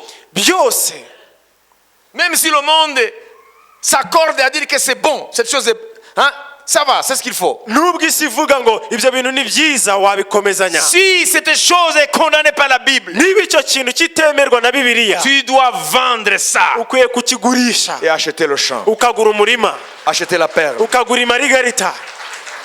Aucun sacrifice n'est trop lourd, trop grand pour acquérir le champ et la perle. Nta kiguzi gikomeye gihambaye kirenze kuba wabona uwo murima. Alors Jésus dit, Rero Yesu akavuga ngo le royaume des cieux ngo ubwami bw'ijuru est semblable à un filet jeté dans la mer. bumeze nk'inshundura zajugunywe mu nyanja, Alors le pêcheur tire hanyuma umurobyi agakurura jusque sur le rivage akazigeza ku nkombe, et il enlève tout ce qu'il a tiré dans le filet. noneho agajonjora ibiri muri izo Vous nshundura. savez, sous la mer, il y a plusieurs créatures. Murabizi mu nyanja harimo ibiremwa byinshi. Lorsqu'on pêche, Iyo urobye, le filet n'apporte pas que des poissons, inshundura ntabwo zizana amafi gusa, des poissons comestibles, amafi aribwa, mangeables. amafi ari Mais le filet peut tirer aussi des choses qui ne sont pas mangeables. ahubwo izo nshundura zishobora no kuroba ibintu bitaribwa.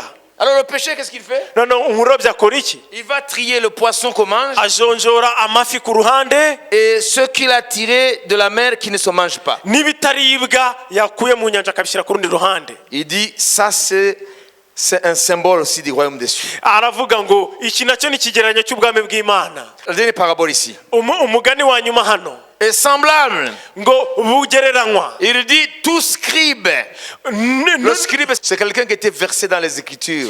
Bugereranywa n'umwanditsi, ni ukuvuga ngo umuntu Vous wizwe. savez, avant la création de l'imprimerie par Gutenberg, dans les siècles passés, les textes, que ce soit les textes sacrés ou les textes juridiques de l'époque, ce sont les scribes qui les copiaient. Murabizi mbere yuko habaho icapiro ryavumbuwe n'uwitwa Gutenberg, abanditsi nibo bandikaga C'est eux qui faisaient les copies. amateka ndetse bagakora n'ibindi bitabo abandi bazasoma. Vous comprenez? Murabyumva? Le scribe, Yitwaga umwanditsi, c'était l'imprimerie de l'époque. niwe wari icapiro ry'icyo gihe. Il copiait tout le livre. Tout la loi. Yandikaga igitabo ijambo ku rindi asubiramo. Ou dans le monde profane, les textes codifiés, les règles de droit. Cyangwa se mu isi amategeko y'icyo gihe. Et Jésus dit, Non, tout non. scribe instruit sur les choses du royaume des cieux, Wese wigishijwe iby'ubwami bwo mu ijuru il est semblable à un maître de maison agereranywa na nyir'urugo qui a tiré de son trésor ukura mu bubiko bwe les choses nouvelles et les choses anciennes. Les choses qu'il s'est acquises, hein, récemment et les anciennes choses. ibintu bya kera n'ibishya byose ngo abikura mu bubiko. Pour faire quoi? Kugira ngo abikoreshe iki? Le pécheur a fait quoi? Umurobyi yakoze iki? Il a fait ce qu'on appelle le tri. Yajonjoye. Ah. Et le maître de la maison a fait quoi? Hanyuma nyir'urugo we yakoze iki? Il a fait le tri. Nawe yajonjoye. Les deux dernières paraboles, Iyo migani ibiri ya nyuma c'est une question de faire le tri dans sa vie. ni ikibazo cyo kujonjora mu buzima bw'umuntu, Ce que Dieu agrée kujonjora ibyo Imana ikunda et ce que Dieu n'agrée pas. n'ibyo Imana idakunda. Écoutez-moi la conclusion. Munyumve indunduro. Les deux premières paraboles que nous avons vues, Iriya migani ya mbere twabonye ça parle de la découverte ivuga kuvumbura, de quelque chose de valeur kuvumbura ikintu cy'agaciro par rapport à tout ce qu'on possède. kubijyanye ugereranyije n'ibyo utunze byose. Les deux dernières paraboles Imigani ibiri ya nyuma parlent de faire le tri. ivuga kujonjora, Tri entre ce que tu avais avant que Jésus vienne kujonjora ibyo wari ufite mbere yuko Yesu yinjira mu et buzima ce bwawe que tu as reçu avec Jésus. n'ibyo wakiriye Yesu. Ça veut dire quand tu reçois Jésus Nukuvuga ngo iyo wakiriye Yesu et que tu découvres le royaume des cieux, ukavumbura ubwami bw'ijuru uko buriho, tu es appelé à faire le tri. uhamagariwe kujonjora. tous les jours de ta vie, iminsi yawe yo kubaho kose fais le tri ukajonjora entre ce que Dieu condamne ivyo Imana iciraho et ce urubanza que Dieu agrée. n'ivyo Imana yemera. La vie Ubuzima du pèlerin qui va au ciel, ubuzima bw'umugenzi ujya mu ijuru hein, c'est Sibyo. une vie de tri. ni ubuzima bwo kujonjora bwo C'est une kurobanura, vie de triage. ni ubuzima bwo kurobanura. Depuis quand as-tu fait le tri dans ta vie? kuva ryari watangiye kurobanura mu buzima bwawe? Écoutez-moi. Munyumve, Quel est le dernier moment, hein, où tu as fait le tri dans ta vie? ni ikihe gihe cya nyuma wahisemo warobanuye mu buzima bwawe? Est-ce que vous avez compris ma question? Ese murumva ikibazo cyanjye? Depuis que tu as reçu Jésus, kuva wamara kwakira Yesu, la dernière date de ton tri, c'est quand? itariki ya nyuma warobanuye ibintu ni ryari? Parce que dans la vie, nous rencontrons beaucoup de choix. kuko mu buzima duhitamo kenshi ibintu bitandukanye. Est-ce que tout ce que la vie nous offre est agréé par Dieu? Ese iby'ubuzima buduha byose bishimwa n'Imana? Est-ce que tout ce que nous rencontrons dans le monde est agréé par Dieu? Ese ibyo tubona byose mu isi bishimwa n'Imana? Non. Hoya, Si tu veux aller dans le royaume des cieux, niba ushaka kujya mu bwami bw'ijuru tu es obligé à faire le tri. uhamagariwe gutoranya Comme le maître de la maison, nk'uriya nyir'urugo entre les anciennes choses hagati y'ibintu bya et kera les nouvelles choses en Christ. n'ibintu bishya muri Kristo. Tu es appelé à faire le tri uhamagariwe kurobanura entre ce que Dieu agrée hagati y'ibyo Imana ishima et ce que Dieu désagrée. n'ibyo Imana idashima. Tu es condamné à faire le tri, uhamagariwe kurobanura comme le pêcheur nk'uriya murobyi qui fait le tri entre le poisson qui se mange et ceux qui ne se mangent pas. ujonjora ifi ziribwa n'ibitaribwa. Le chrétien, le véritable, umukristo w'ukuri il doit faire le tri en permanence akwiye kujonjora umunsi ku munsi entre ce que Dieu agrée dans sa hagati vie y'ibyo Imana ishima mu buzima bwe et ce que Dieu condamne dans sa vie. n'ibyo Imana idashima mu buzima bwe. Si tu ne vis pas avec ce travail, niba utabaho muri ubwo buryo tu n'hériteras pas avec les sanctifiés. ntabwo uzaragwanwa n'abejejwe. Tu dois faire le tri ukwiye guhitamo entre ce que Dieu agrée dans ta vie hagati y'ibyo Imana ishima mu buzima bwawe et ce que Dieu condamne dans ta vie. n'ibyo Imana itemera mu buzima Tu bwawe. dois faire le tri dans tes relations. ukwiye guhitamo mu bo mugendana. Tu dois faire le tri dans ce que tu fais. ukwiye guhitamo mu byo ukora. Il faut faire le tri ukwiye guhitamo dans ce qu'il faut posséder ou ne pas posséder. mu byo ukwiye gutunga n'ibyo udakwiye gutunga. Il faut faire le tri. ukwiye guhitamo C'est un travail quotidien n'akazi ka buri munsi entre les choses que Dieu agrée hagati y'ibyo Imana ishima et les choses que Dieu condamne. n'ibyo Imana igaya. Il y a des relations que Dieu condamne. hari abantu cyangwa abo musabana Imana idashima. Il y a des choses que tu fais que Dieu hari condamne. ibintu ukora Imana idashima Même si le monde les agrée. nubwo isi yabishima. Permettez-moi de vous demander, quelqu'un qui télécharge les vidéos de pornographie, umuntu tuvuge ureba amafilime y'urukozasoni, quelqu'un qui allume sa télévision, umuntu ucana televiziyo ye, son poste de télévision, acana televiziyo ye, et ce qui se passe à cet instant,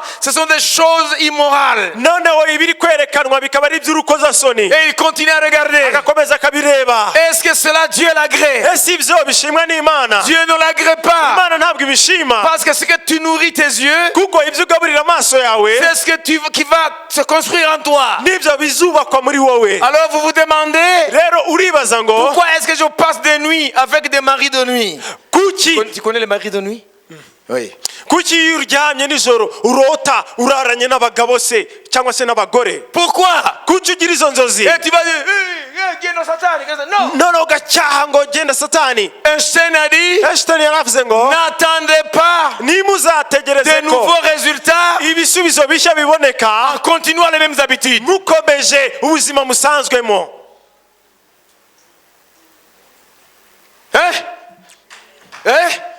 Si tu regardes la télévision, niba urebye televiziyo il yawe y a des choses immorales. hakaba harimo urukozasoni, Les danses d'aujourd'hui, les gens presque nus. barabyina bambaye ubusa, Avec des danses provocatrices.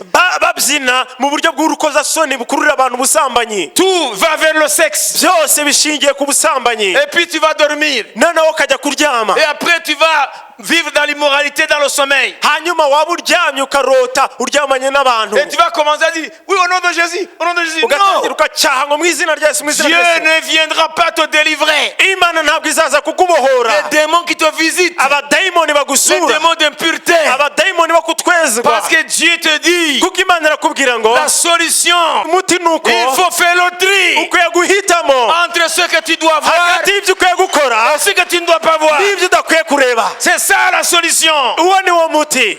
Un saint, Uwera il voit les choses que Dieu agrée. abona ivy'Imana ishima. Un saint, Umuntu wejejwe il ne visualise pas n'importe quoi. ntabwo areba ibyo bibonetse byose. Si tu es sur internet Niba uri kuri internet et que tu vois des images qui se présentent ukabona haciye amashusho volontairement, utashakaga, il faut automatiquement casser ça. ukwiye kubikuramo vuba na bwangu, Parce que ça, ce n'est pas pour toi. kuko ibyo si ibyawe, Parce que toi, tu es le citoyen du ciel. kuko wowe uri umuturage w'ijuru, Tu n'es pas un mondain. ntabwo uri uw'isi. Le monde a ses choses et Isi ifite amahitamo le yayo, ciel a les siennes. ijuru ifite amahitamo yaryo. Mais aujourd'hui, Ariko uyu munsi tout est mélangé. byose biravanze. On est chrétien, Uri umukristo on visualise tout. ukareba ibyo wiboneye.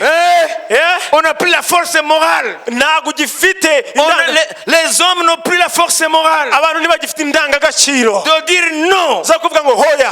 Vous savez, Murabizi, nous nous disons libres en Jésus, twibwira ko turi abamudendezo muri mais Kristo, nous sommes esclaves. ariko tukaba turi imbata. L'apôtre Pierre a dit, Petero yaravuze ngo chacun est esclave de ce qui a triomphé en buri lui. wese ni imbata y'icyanesheje muri we. Pourquoi est-ce que tu regardes la pornographie à travers la télévision, Couture. à travers Internet? Tu es chrétien et tu restes là 15 minutes. Ça veut dire que toi, tu n'es plus quelqu'un que Dieu a créé. Nuko ucyuriye amafilime y'urukozasoni kuri internet, kuri televiziyo, ukicara iminota 15, ni ukuvuga ngo ntabwo ukiri umuntu unezeza Imana. Tu es redevenu esclave de la sensualité. Wahindutse imbata y'ibyo ureba. Tu es devenu esclave de la sensualité. Wahindutse imbata y'ibyo bijyanye n'ubusambanyi. Voilà pourquoi l'église est pleine des immoraux. Niyo mpamvu itorero ryuzuyemo n'abasambanyi. L'église est pleine des immoraux dans le monde. Itorero mu isi yose ryuzuyemo n'abasambanyi. Je ne dis pas celle-ci seulement. Ntabwo mvuze ngo ni hano gusa. Je dis l'église en général. Ndavuze itorero muri rusange. Les saints sont très peu. Abejejwe ni bakeya. Les gens qui sont maîtres de leur vie et disent à Satan non. Ce sont des gens qui aujourd'hui tu peux les compter du bout des doigts. Abantu bagenga ubuzima bwabo bakabwira Satani ngo hoya, ni abantu babarika ku ntoki. Des chrétiens esclaves. Abakristo babaye imbata. Ils sont moins que chrétiens.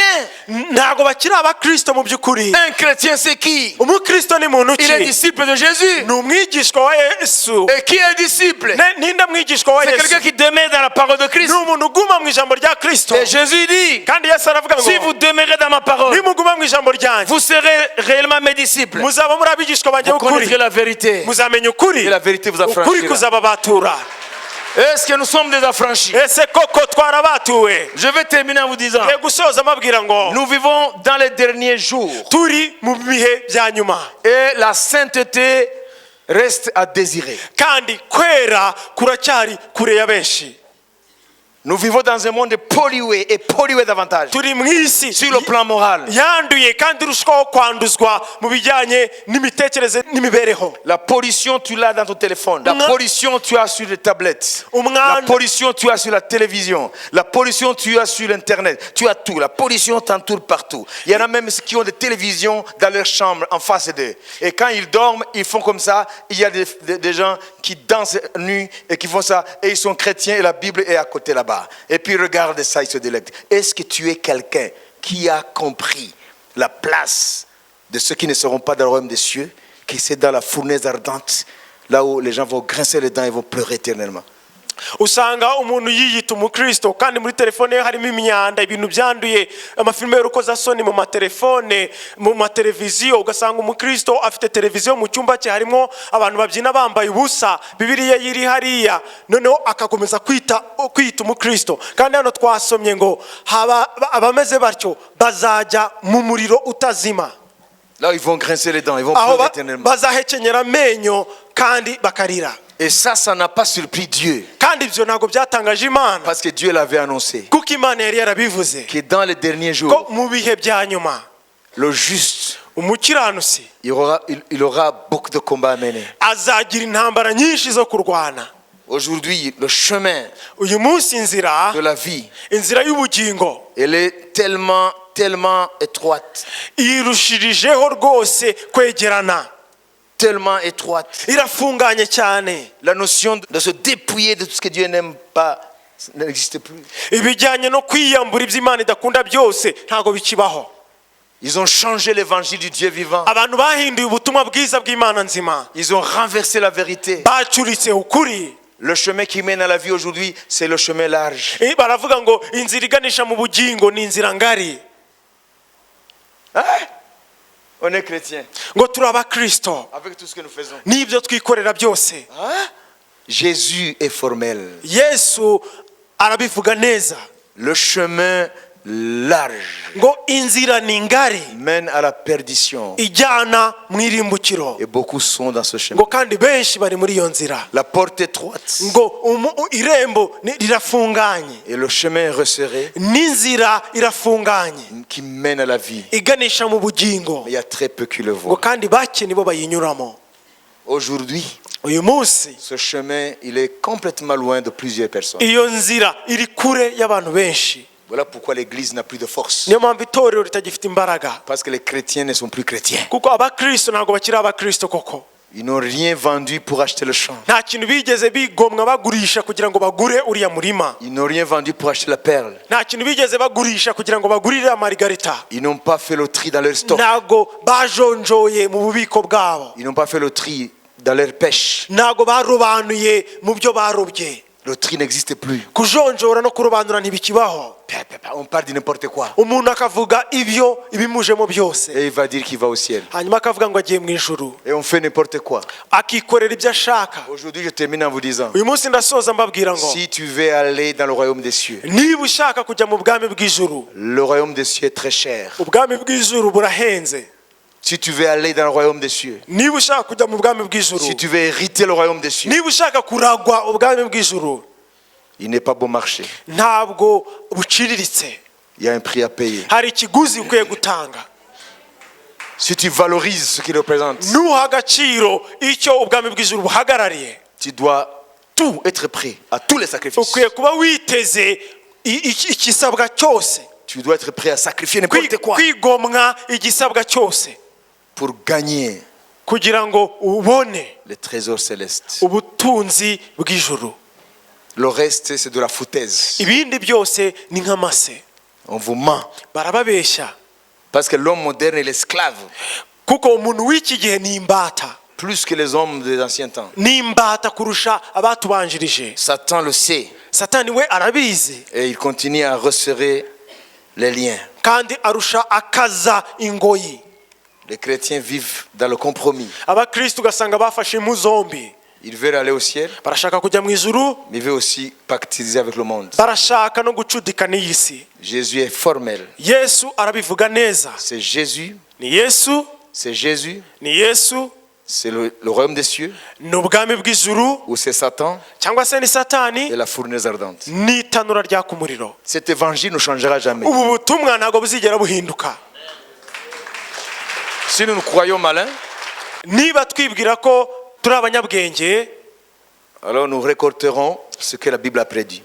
tuzasarura ibyo Bibiliya yavuze. En guise de conclusion, Nsoza, Jésus a amené les révélations grandioses du royaume Yesu yazanye ihishurirwa rikomeye ry'ubwami dans de simples récits mu migani yoroheje, pour que chacun puisse y accéder. kugira buri wese abashe kuyisobanukirwa. Il ne faut pas être un Socrate, Ntabwo ukwiye kuba uri nka Socrate, il ne faut pas être un Aristote ntabwo ukwiye kuba uri nka Aristote ou Einstein cyangwa uri Einstein pour comprendre le langage de Jésus. kugira ngo usobanukirwe ino mvugo ya Yesu. Même une vieille maman N'umukecuru qui n'a pas été à l'école utarigeze wiga peut comprendre. yasobanukirwa. Donc il n'y a aucune excuse Rero nta rwitwazo na rumwe en disant au Seigneur, ushobora kuvuga ngo mwami, moi tu me jettes dans la fournaise ngo jyewe unjugunye mu itanura ryaka umuriro, alors que tes histoires étaient compliquées. kandi imigani wacaga yari iruhije kuyumva. Hein? Ton message n'était pas compréhensible. Ubutumwa bwawe sinabashije kubwumva. Jésus a ramené tout à notre niveau. Yesu byose yabizanye ku rugero rwacu twese, Au niveau de tout le monde, ku rugero rwa buri wese, quel qu'il soit, uwo ari we wese il peut comprendre ashobora la gusobanukirwa parabole de la pêche. uriya mugani w'umurobyi, Il peut comprendre ashobora la gusobanukirwa parabole du champ, uriya mugani w'umurima, de la perle, w'iriya marigarita, du maître de maison. w'uriya nyir'urugo. Sache une chose, mon frère, ma soeur. Umenye ikintu mwene data mushiki wanjye, Le royaume des cieux est une réalité. ubwami bw'ijuru buriho. Et il y en a qui iront là-bas. kandi hari bamwe bazabujyamo, Il y en a qui hériteront les trésors hari bamwe bazaragwa ubwo butunzi que Dieu réserve Imana ibikiye aux âmes pieuses. ubugingo bwejejwe. Et la fournaise ardente, kandi n'itanura ryaka umuriro malheureusement, elle existe aussi. birababaje ariko rirahari naryo, Et il y en a qui iront là-bas. hari bamwe bazarijyamo. Et permettez-moi de rappeler ce que Jésus a dit. kandi munyemerere mbibutse ibyo Yesu yavuze, Écoutez-moi bien. munyumve neza. Si vous voulez m'appeler prophète de malheur, je m'en fiche. niba mushaka kunyita umuhanuzi w'ibyago ntacyo bimbwiye. Jérémie aussi, on lui a dit, hey, il arrive là, le prophète de malheur. Yeremiya nawe niko bamwise bavuga ngo araje wa muhanuzi w'ibyago, Mais ce qu'il avait dit, c'est arrivé. ariko ibyo yahanuye byarasohoye. Et moi, je vais vous dire une chose. rero nanjye nagira ngo mbabwire iki, Écoutez-moi. munyumve. La proportion entre ceux qui seront dans le royaume des cieux et ceux qui seront dans la fournaise ardente, ikigererano cy'abantu bazaba mu bwami bw'ijuru n'abazaba mu itanura ryaka umuriro, je vais vous annoncer solennellement. ngiye kubibabwira neza. Ceux qui seront dans la fournaise ardente, abazaba mu itanura ryaka umuriro c'est la grande partie de l'humanité. nibo bantu benshi bagize abatuye isi. Comprenez? murabyumva? Dans le royaume des cieux, mu bwami bw'ijuru là, on y trouvera un petit nombre. hariya hazaba abantu bake. Ça, il faut le savoir. ibyo mukwiye Ce kubimenya. n'est pas moi qui le dis, ntabwo ari ibyo ubivuze, c'est lui-même qui l'a dit. niwe wabyivugiye. Et puis la Bible annonce prophétiquement des choses qui viendront. Qui ou combien de gens ont été sauvés du déluge? kandi Combien? bibiliya irabivuga. urugero iyo ivuga abantu barokotse uriya mwuzure mu C'était combien? gihe cya Nowa, ni bangahe? 8 personnes. bari abantu 8. Est-ce qu'il n'y avait que 8 personnes sur la terre? ese abantu 8 nibo bari batuye isi bonyine? Mais il y a 8 ariko 8 bonyine qui ont été sauvés nibo barokotse, dans l'arche. barokotse muri iriya nkuge ya Nowa. Ça se répétera. rero ni nako bizagenda, C'est prophétique. ni mu buryo bw'ubuhanuzi. Sodome. Sodoma, Combien qui ont été sauvés ni bangahe barokotse? du déluge de feu? barokotse uriya muriro, Combien? ni bangahe? Lot, ni Loti, sa femme en cours de route qui est devenue une montagne de sel, umugore we avec ses deux filles. Combien de gens? n'abakobwa be babiri. Combien? Ni bangahe? Combien? 4. Est-ce que vous croyez que dans ces villes, il n'y avait que 4 personnes? ese mwibaza ko uwo mujyi wari utuwemo n'abantu 4? Ça dit quoi? ese ibyo bishatse kutubwira iki? Je termine. ndasoje. Jésus a dit, Yesu yaravuze ngo j'aime le Seigneur. Il a tout dit en avance. Hundu. Il a dit, comme c'était au temps de Noé, Hundu et mwana. comme c'était au temps de Lot, il en sera de même. nkunda umwami kuko byose abivuga mbere, ngo nk'uko byari bimeze mu gihe cya Nowa ndetse no mu gihe cya Loti, niko nicyo gihe bizamera. Cherche à être parmi les 8. rero uharanire kuba muri abo 8, Cherche à être parmi les 4. haranira kuba muri abo 4. Tu n'es pas né ntabwo wavukiye pour périr. kugira ngo urimbuke, Tu es né pour accéder au trésor céleste. wavukiye kugira ngo ube mu butunzi bw'ijuru. Mais tu dois prendre des décisions fermes. ariko ukwiye gufata ibyemezo bihamye. Aujourd'hui, nous sommes plus de 8 milliards aujourd'hui. uyu munsi turi miliyari zigera ku 8 mu isi, Presque 9 milliards. hafi miliyari 9. Je vous le dis, ariko ndabibabwiye, si on essaye d'utiliser un langage humain, tugerageje gukoresha imvugo ya kimuntu, si aujourd'hui c'est la fin du monde, imperuka iramutse ibaye uyu munsi, presque tous ces milliards seront dans la fournaise ardente. izo hafi miliyari zose zaba mu itanura ryaka umuriro. Parce que le prix à payer, kuko ikiguzi cyo gutanga, si tu regardes la chrétienté, nuramuka uretse urebye ubukristo, il y a très peu qui paient le prix. ni bake batanga icyo kiguzi. Qui est d'accord avec la parole de Dieu? ni bande bahamanya n'ijambo ry'Imana?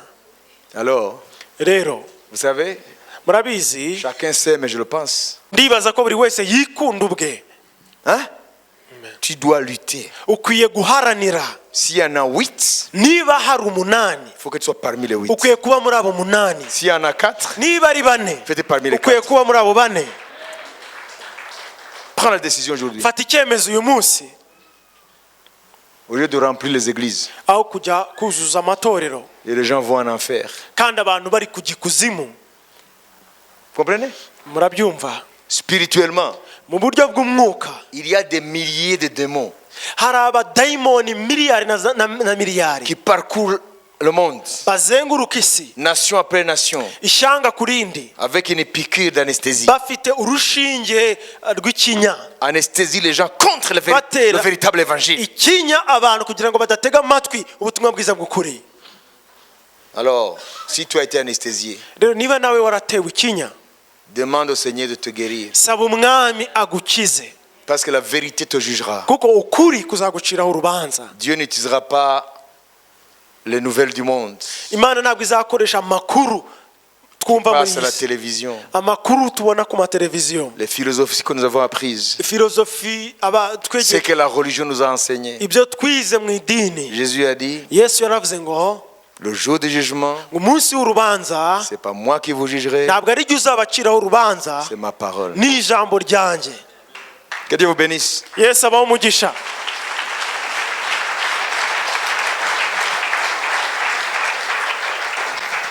Va faire le tri Genda ujonjore dans ta vie, mu buzima bwawe, comme le maître de maison nk'uriya nyir'urugo ou le pécheur. cyangwa se uriya murobyi, Ce que Dieu aime, ibyo Imana ikunda ce qu'il hait. n'ibyo yanga. Va Genda découvrir la perle. uvumbure iriya marigarita. Va Genda découvrir le trésor dans le champ. uvumbure buriya butunzi buri mu murima. Et après, nyuma va vendre tout ce que tu as genda ugurisha ibyo ufite byose afin de t'acheter, kugira ngo wigurire te procurer de ce champ, de cette perle. uriya murima iriya marigarita. Et je te conseillerais kandi nakugira inama, un conseil gratuit inama y'ubuntu que Paul te donne. Pawulo aguha. Il dit, quand j'ai eu la révélation aravuga ngo maze kugira iryo hishurirwa du Fils de Dieu. ry'umwana w'Imana. Écoutez-moi, je termine. munyumve ndasoje. Je n'ai consulté ni la chair ni le sang. sinigeze njya kubaza ab'inyama n'amaraso. J'ai pris personnellement ma décision. ubwanjye nafashe icyemezo. Toi aussi, nawe ton âme, tu ne la partages pas avec d'autres. ubugingo bwawe ntabwo busangiye n'abandi. Et n'appartient pas à ton père, à ta mère, à tes cousins, à tes oncles, à tes tantes. ntabwo ari ubwa so si ubwa nyoko, Ni à ton mari, ni à ta femme. babyara bawe si ubw'umugabo wawe si ubw'umugore wawe. Ton âme t'a été donnée en propre. ubugingo bwawe warabuhawe wowe ubwawe. Et sache que ton âme est éternelle. kandi umenye ko ubugingo bwawe buzabaho iteka ryose. L'âme ne meurt jamais. ubugingo ntabwo bupfa.